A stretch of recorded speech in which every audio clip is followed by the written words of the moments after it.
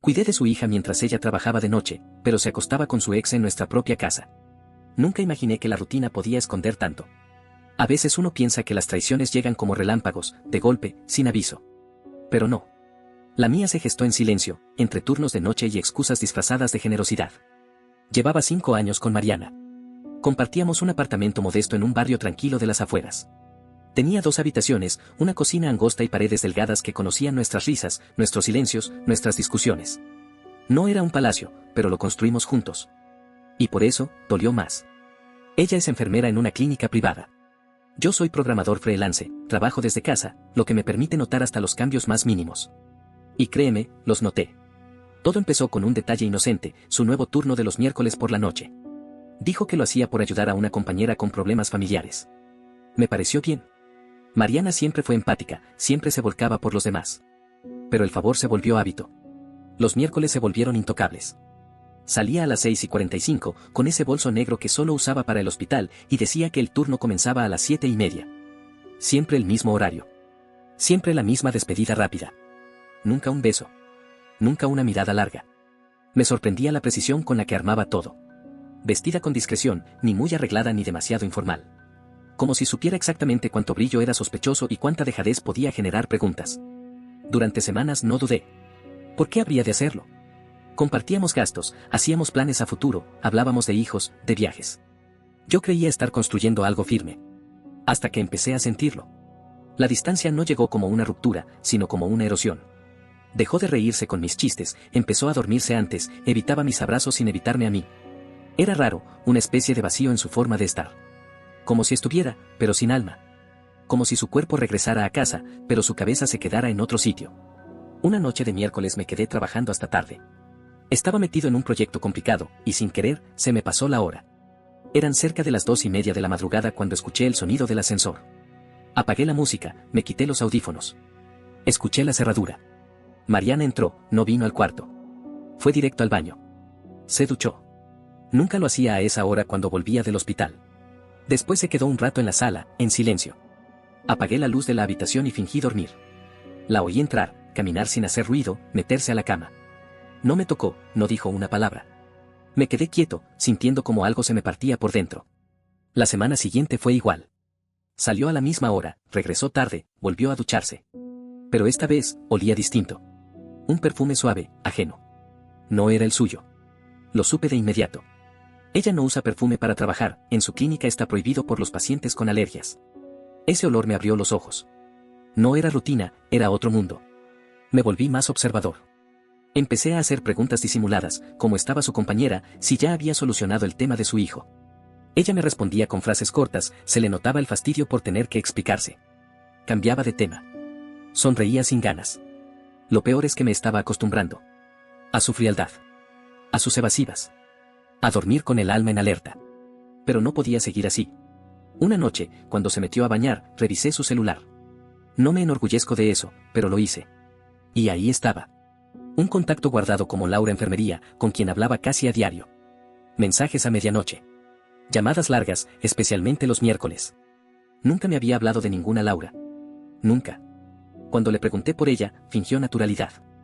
Ah, es nueva. Entró hace poco, dijo, sin levantar la vista del plato. Pero esa noche investigué el número. No estaba vinculado a ninguna clínica. Encontré una publicación vieja en un foro donde alguien lo ofrecía para traslados privados, por fuera de las apps conocidas. ¿Qué tipo de enfermera hacía eso? Ahí fue cuando empecé a romperme por dentro. Instalé una app para clonar notificaciones, activé un sistema para recibir copias de sus mensajes sin que se notara. Me sentí sucio. Me odiaba por hacer eso. Pero la necesidad de saber era más fuerte que la culpa. El miércoles siguiente, no pude quedarme quieto.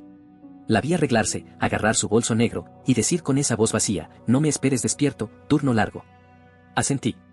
Pero esta vez, la seguí. Mi coche tenía problemas de encendido, así que usé el de un amigo. Le dije que era para un cliente urgente. Me prestó las llaves sin preguntar. La seguí con cuidado. Mariana bajó al garaje y subió a un Corolla blanco que no reconocí.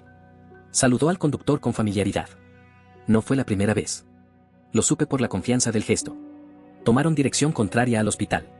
Salieron de la ciudad por Roosevelt y giraron hacia una zona industrial, solitaria, una de esas áreas donde los moteles parecen sobrevivir del olvido. Se detuvieron frente a uno. Letrero roto. pintura descascarada. Oscuridad artificial. Mariana bajó primero. Peinado impecable, el bolso cruzado al cuerpo. Sin titubeos. Como si no tuviera nada que ocultar. Como si hubiera hecho eso 1000 veces. No entraron juntos. Él esperó unos minutos. Luego caminó tranquilo hacia la misma puerta. Habitación 16. Me quedé en el coche, paralizado. El volante sudado por mis manos. La garganta cerrada. El corazón en pausa. Y ahí estuve. 1 hora. 2. Mirando esa puerta como si mi mirada pudiera reventarla. Queriendo que saliera corriendo, arrepentida. Que me viera. Que llorara. Pero no pasó nada de eso. Cuando salieron, no se tocaron. No se besaron. Pero se notaba que era costumbre, que no era nuevo. Que ya habían aprendido a hacerlo sin dejar rastros. Y yo ahí, destruido en silencio, aceptando que mi casa se había convertido en el escenario de una mentira. Volví al departamento mucho antes que ella. No encendí la luz. Me quedé en la oscuridad del comedor, escuchando cómo el reloj de la cocina marcaba cada segundo como si fuera una cuenta regresiva hacia el final. Me duché. No por higiene, sino porque sentía encima la mugre de la verdad. Me miré en el espejo y no vi tristeza. Vi un hueco. Una especie de silencio frío en los ojos. Esa noche no hablé. Fingí dormir otra vez. Mariana llegó a las 2:51. Entró sin apuro, sin fingir cansancio, sin excusas. Se encerró en el baño, no se duchó, solo se sentó en el borde de la bañera y se quedó ahí, mirando la nada.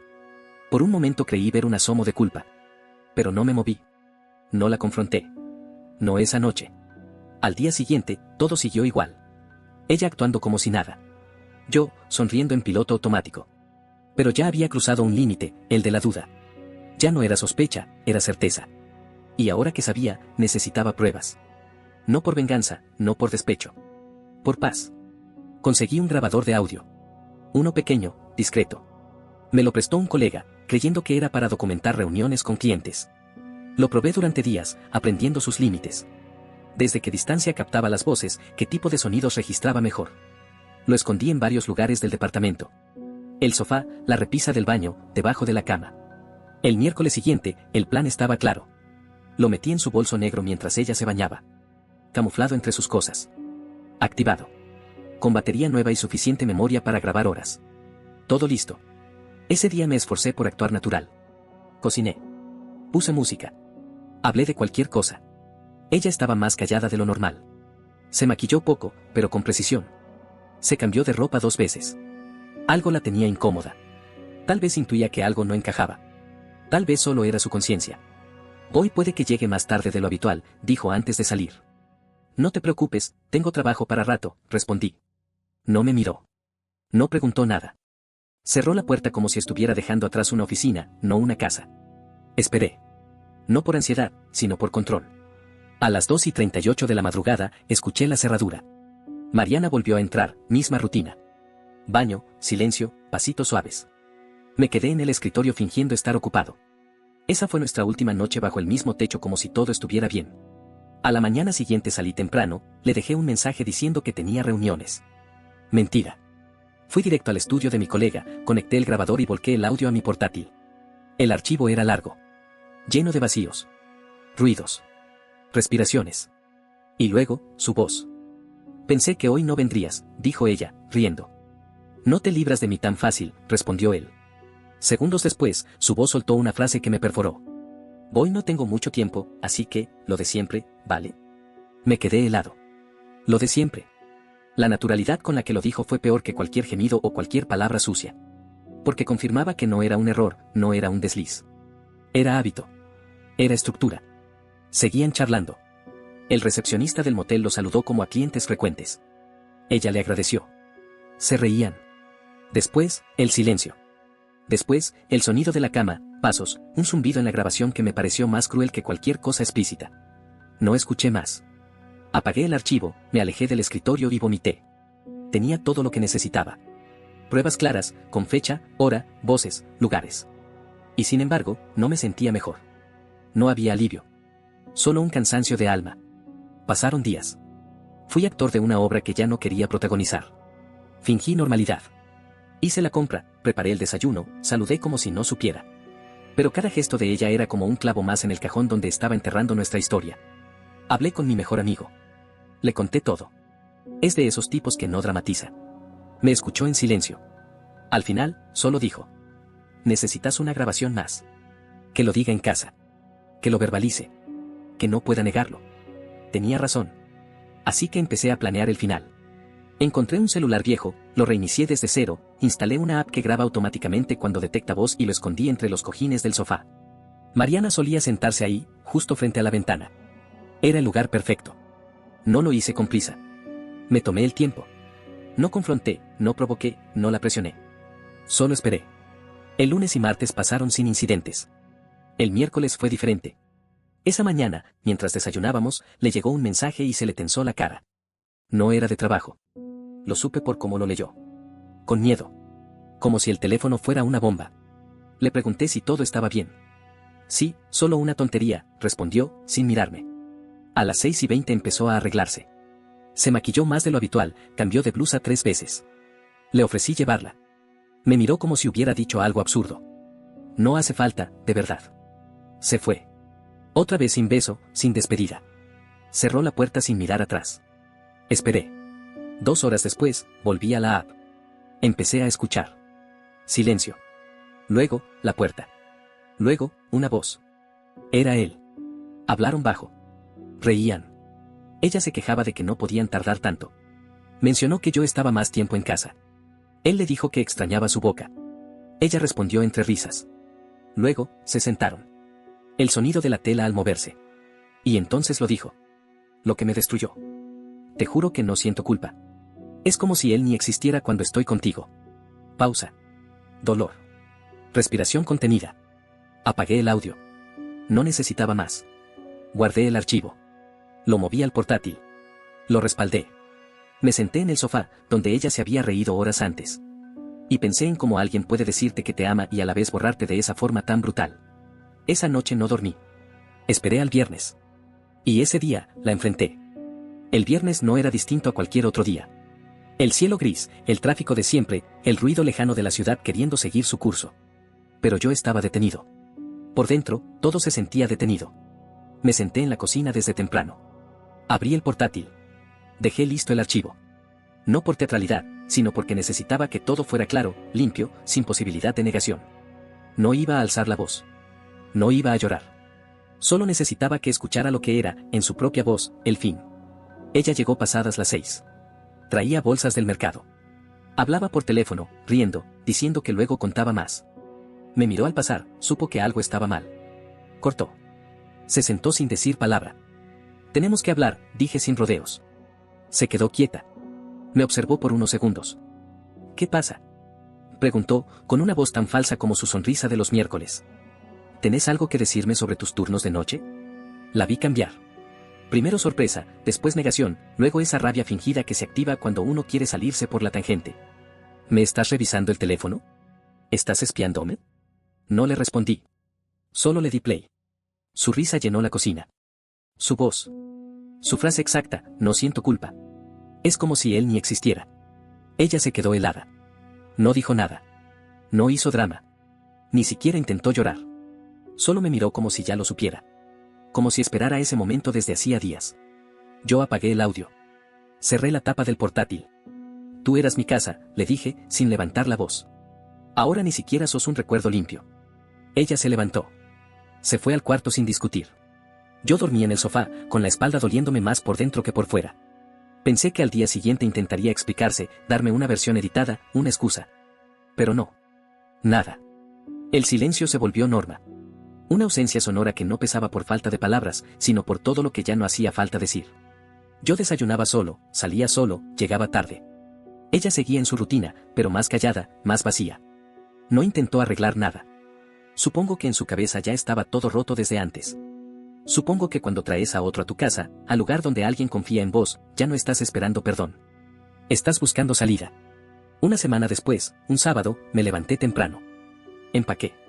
Ropa, laptop, documentos, el USB con los audios. Todo en una mochila. No dije nada. Dejé las llaves sobre la mesa.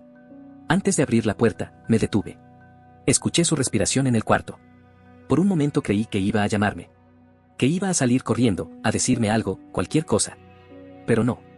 Solo se giró en la cama. Me fui. Fui directo a lo de mi primo, en Logan Square. Me recibió sin preguntas. Me dio el cuarto de huéspedes. Me acosté en la cama con ropa y todo, y recién ahí solté el aire que venía aguantando desde hacía semanas. Esa tarde hablé con un abogado. Le conté la situación. No estábamos casados, pero compartíamos una cuenta, muebles, arrendamiento. Me explicó mis opciones. Me aconsejó que cerrara cuentas, que dejara por escrito todo lo que me pertenecía, que no confiara en promesas verbales. Lo hice. El lunes volví al departamento. Solo. Con la cabeza en alto. Ella estaba en el sofá, con el pijama que usaba los domingos, despeinada, sin maquillaje. Me miró. Bajó la vista. No habló. Yo tampoco. Fui cuarto por cuarto. Cajón por cajón. Me aseguré de no dejar nada que pudiera atarme.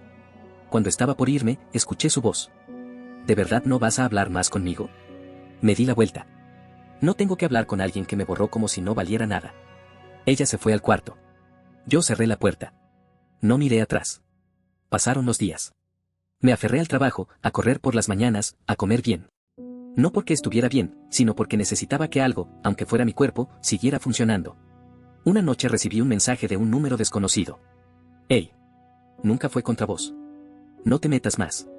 Era él. El del Corolla. Lo borré sin responder. Porque ya no se trataba de él. Él fue solo el cuchillo. El problema era quien lo sostuvo. Más tarde, esa misma noche, ella me escribió. No sé cómo se rompió todo tan rápido. La ignoré. Por primera vez, dormí sin despertarme con el corazón en el cuello. La ruptura no fue limpia. Nunca lo es.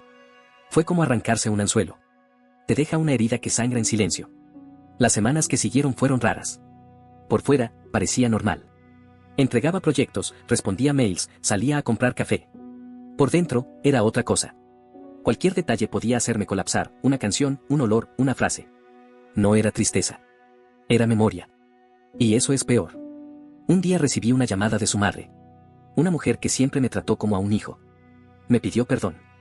Me dijo que no entendía cómo Mariana había tirado todo a la basura. Que ahora estaba sola. Que el otro la había dejado. Que ella se la pasaba encerrada. Le dije que yo tampoco lo entendía. Colgamos en silencio. Esa noche, borré todas las fotos. Las del viaje a la costa. Las de cumpleaños. Las que pensábamos que iban a ser eternas. Me dolió. Pero al final fue liberador. No para olvidar. Para soltar. Unos días después, mientras me servía un café en la cocina del nuevo departamento, llegó un sobre sin remitente. Lo reconocí al instante. La letra. La manera en que escribía las eses, redondeadas, inclinadas hacia la derecha. Era de ella. No lo abrí de inmediato. Lo dejé sobre la mesa, al lado del portavasos. Fui a ducharme. Lavé los platos. Me senté a mirar el sobre como si fuera una bomba a punto de estallar. Finalmente lo abrí, no por nostalgia, ni por curiosidad, sino porque necesitaba terminar con eso. La carta era corta. De esas que se escriben más por culpa que por amor. Decía que no sabía cómo todo había llegado tan lejos, que no había querido hacerme daño, que se sintió vacía por dentro y buscó llenarse con algo que no entendía. Me decía que yo era demasiado estable, que lo nuestro se volvió rutina y que buscaba sentirse viva de nuevo. Terminaba con un párrafo que me pareció casi una burla. Ojalá algún día puedas perdonarme y recordar lo bonito que fue.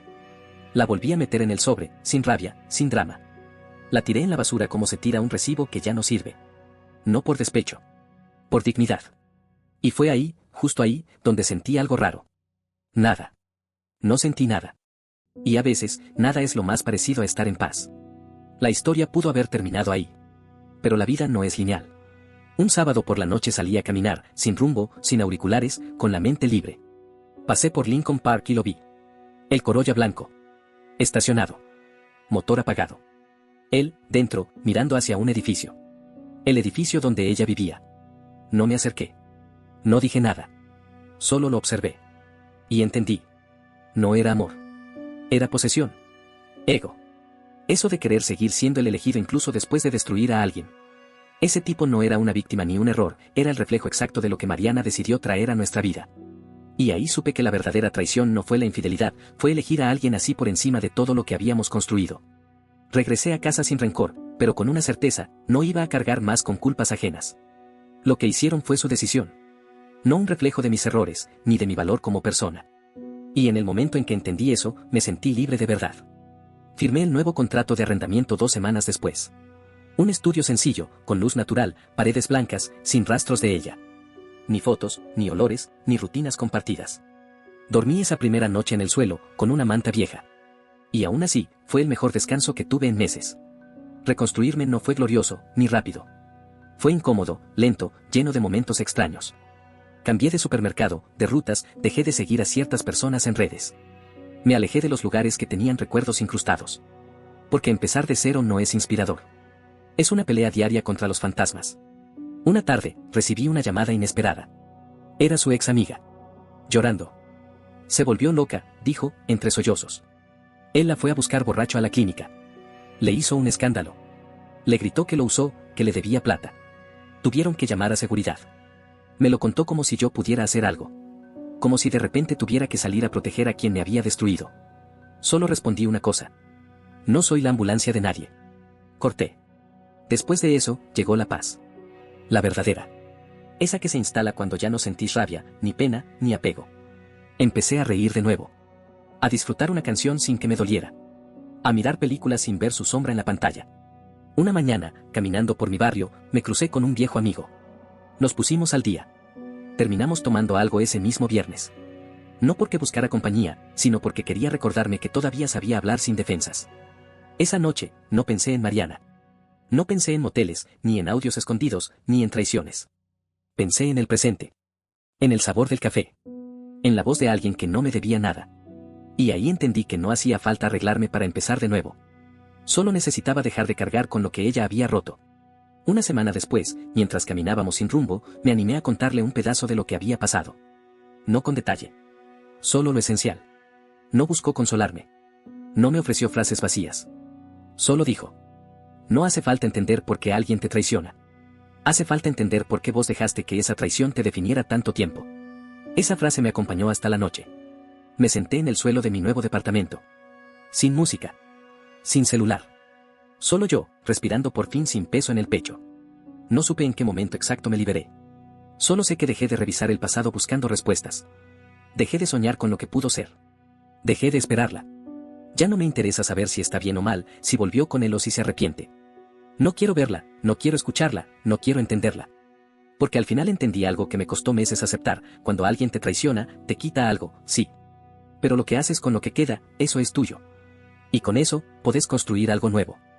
Algo limpio. Algo verdadero. Yo lo estoy haciendo. Y por primera vez en mucho tiempo, no tengo miedo de lo que viene. Porque lo peor ya pasó. Y sobreviví. No olvides dejar tu opinión en los comentarios, dejar tu like y compartir este video.